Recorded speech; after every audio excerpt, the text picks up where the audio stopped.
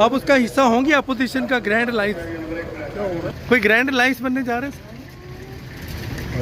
और जमहूरियत की दिफा का अलायंस बनेगा। हमारा जो चोरी शुदा मैंडेट है वो हमें वापस नहीं किया जा रहा, तो हम एहतजाजी तहरीक का ऐलान भी कर सकते हैं। अभी आपको पता है कि एक मुख्तलिफ जमातों के अलायंस के हवाला से भी काविश की जा रही है। बहुत सारे बेगुनाह कैदी जो हमारे वर्कर्स हैं वो इस वक्त कैद के अंदर हैं और हमें उनके लिए आवाज़ उठानी है, तो स्ट्रीट पावर ही मेरे ख्याल में ये फैसला कर सकती है। क्या ये एहतजाज अब आइंदा जारी रहेगा? बिल्कुल जारी रहेगा। पुरजोर एहतजाज, जलसे जुलूस अदालतों में भी इंशाल्लाह अपनी जद्दोजहद जारी रखेंगे, ऐवान में भी और सड़कों में भी। जो हम स्ट्रीट पावर है ना वो सिर्फ पीटीआई के पास है, वो सिर्फ खान साहब के पास है। बिस्मिल्लाहिर्रहमानिर्रहीम, मैं हूं टिक्का खान सानी, आपका दोस्त, और आप मेरा यूट्यूब चैनल देख रहे हैं। नाजरीन, आज एक बहुत अहम खबर मैं आपसे शेयर करने जा रहा हूं और उसके बाद इस खबर के साथ जुड़े हुए कुछ शॉर्ट्स भी सुनिएगा।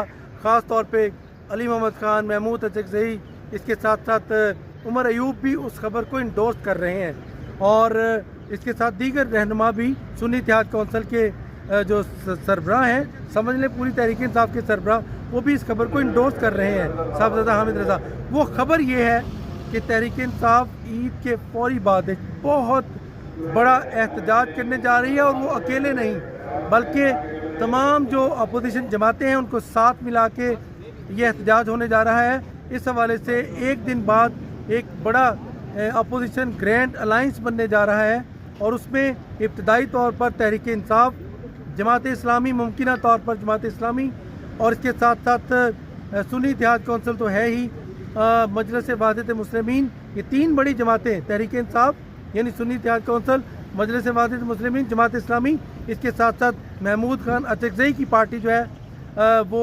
पख्तूनख्वा अवामी मिली पार्टी, और BNP मैंगल, अख्तर मैंगल की पार्टी, ये तमाम 5 बड़ी जमातें जो हैं इनका इत्तेहाद होने जा रहा है तहरीक के हवाले से, और ये ग्रैंड अलायंस बनने जा रहा है अपोजिशन का।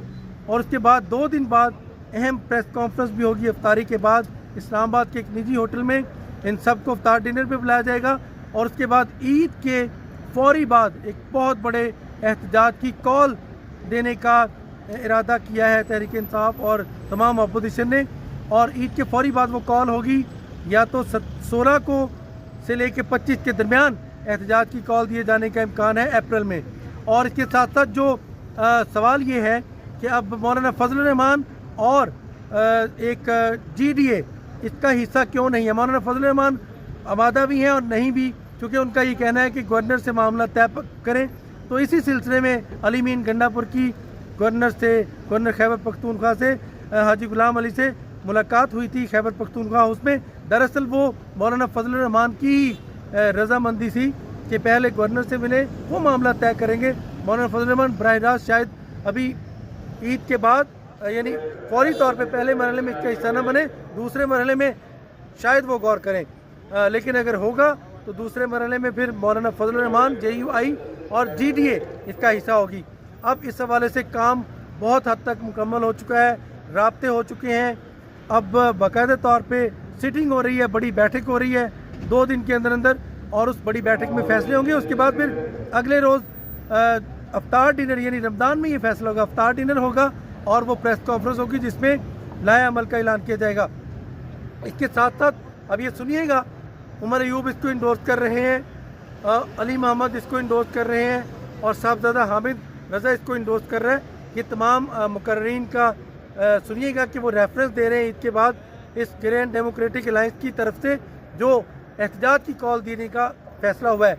पार्लियामेंट में और पार्लियामेंट के बाहर दोनों फोरम होंगे ईद के बाद, तहरीक इंसाफ के बाद, सुन्नी इत्तेहाद कौंसिल के पास, यानी दोनों ऑप्शन पे गौर हो रहा है।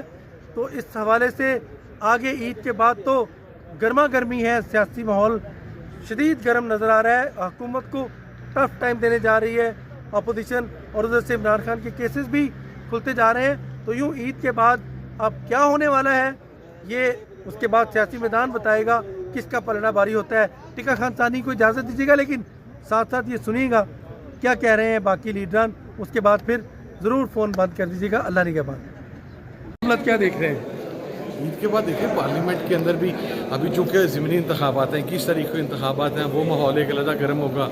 جو عدلیہ ہے اس کے اندر 6 ججز کے حوالے سے بینچ بن گیا ہے، اس کے اوپر ہمیں امید ہے کہ سخت فیصلے ہوں گے. اور پھر اس کے ساتھ ساتھ ہمارا جو چوری شدہ مینڈیٹ ہے وہ ہمیں واپس نہیں کیا جا رہا، تو ہم احتجاجی تحریک کا اعلان بھی کر سکتے ہیں. ابھی آپ کو پتہ ہے کہ ایک مختلف جماعتوں کے الائنس کے حوالہ سے بھی کاوش کی جا رہی ہے. تو عید کے بعد کافی ساری چیزیں جو ہیں وہ گرم ہو جائیں گی، اور میرا نہیں خیال کہ حکومت کے لیے اتنا آسان ہوگا. Thank you. Thank you. حکمت عملی کیا ہوگی چلتے چلتے؟ انشاءاللہ پرزور احتجاج، جلسے جلوس عدالتوں میں بھی انشاءاللہ اپنی جدوجہد جاری رکھیں گے، ایوان میں بھی اور سڑکوں میں بھی انشاءاللہ. Thank you. عمر ایوب صاحب، آج تو احتجاج ہوا، کیا یہ احتجاج اب آئندہ جاری رہے گا؟ بالکل جاری رہے گا. اوکے. ہم لوگ حکمت عملی کیا ہے اب آپ فیصلے کے بعد؟ آپ دیکھ لیں کہ رب العزت کی طرف سے 6 ججز نے سپریم جوڈیشل کاؤنسل کو لکھا، سپریم کورٹ نے در آخر 7 ممبر کا بینچ بنایا. بہتر ہوتا کہ فل ہوتا، پر پھر بھی 7 ممبر کا بنا. ہم لوگ یہی توقع کرتے ہیں کہ پاکستان میں آئین اور قانون کی بالادستی ہونی چاہیے. آپ چیئرمین صاحب کیا کہتے ہیں؟ آپ اس کا حصہ ہوں گے اپوزیشن کا گرینڈ الائنس؟ کوئی گرینڈ الائنس بننے جا رہے ہیں؟ آئین اور جمہوریت کی دفاع کا الائنس بن رہا ہے. کب تک تشکیل پائے گا اور آپ کا کردار کیا ہوگا؟ آئین اور جمہوریت کی دفاع کا الائنس بنے گا. یہ فیصلہ کیا ہے سڑکوں پہ آنے کا اور گرینڈ ڈیموکریٹک الائنس بننے جا رہا ہے، آپ کیا کہتے ہیں اس بارے میں؟ کب بن؟ بہت اچھی بات ہے، کیونکہ جب 8 فروری کو عوام نے ہمیں ووٹ دیا تھا تو بہت ساری ایسی پارٹی جن کا سٹانس کبھی بھی ہمارے ساتھ ایک پیج پہ نہیں تھا، انہوں نے بھی یہ مانا کہ جب پاکستان تحریک انصاف کو خان صاحب کے نام پہ 8 فروری کو ووٹ ملا تو ان کا مینڈیٹ کیوں چوری ہوا ہے. بہت سارے لوگوں نے بات کی، چکزئی صاحب نے بھی بات کی، مولانا فضل الرحمان صاحب نے بھی بات کی، ایون بہت سارے جو مصطفیٰ کمال وغیرہ، ان لوگوں کی اپنی آڈیو لیکس ہے جس میں وہ کہہ رہے ہیں کہ ہماری تو ایک بھی سیٹ جیتی ہوئی نہیں تھی، ہمیں تو مفت میں دی گئی ہیں. تو وہاں پہ جب مینڈیٹ چوری ہوا ہے تو بہت سارے پولیٹیکل پارٹیز، جماعت اسلامی بھی، انہوں نے ہمارے مینڈیٹ کو مانا اور عمران خان کے اس کو مانا ہے اسٹانس کو. تو وہاں پہ کیونکہ فری اینڈ فیئر الیکشن یہ اس ملک کو آگے لے کر جا سکتا ہے جب اصل لوگ نمائندے اس ایوان میں آئیں گے، تو میں تو اس کو ویلکم کرتی ہوں. دوسری بات یہ کہ جو ہم اسٹریٹ پاور ہے نا وہ صرف پی ٹی آئی کے پاس ہے، وہ صرف خان صاحب کے پاس ہے. ہم ٹھیک ہے ایوان تک آ گئے، کوئی چیف منسٹر بن گیا، کوئی منسٹر وہاں پہ بن جائے گا، ہم میں سے کوئی ایم این اے بن گیا، کوئی ایم پی اے بن گئے، اپوزیشن میں آ گئے، بٹ ان دا اینڈ جو ہمارے پاس ووٹ کی طاقت ہے وہ عمران خان کی وجہ سے. عمران خان اس وقت جیل میں، بشرا بی بی اس وقت جیل میں، اعجاز چودھری صاحب، عمر چیمہ صاحب جیل میں، شاہ محمود قریشی صاحب جیل میں ہیں، پرویز الہی صاحب جیل میں ہیں، ڈاکٹر یاسمین راشد جیل میں ہیں. بہت سارے بے گناہ قیدی جو ہمارے ورکرز ہیں وہ اس وقت قید کے اندر ہیں اور ہمیں ان کے لیے آواز اٹھانی ہے. تو اسٹریٹ پاور ہی میرے خیال میں یہ فیصلہ کر سکتی ہے، اور عوام تو آلریڈی عمران خان کے ساتھ ہیں، وہ 8 فروری کو ثابت ہو چکا ہے. مینڈیٹ چوری کرنے سے یا فارم 47 سے آواز نہیں دبائی جا سکتی، قوم عمران خان کے ساتھ. Thank you very much thank you. استاد گل.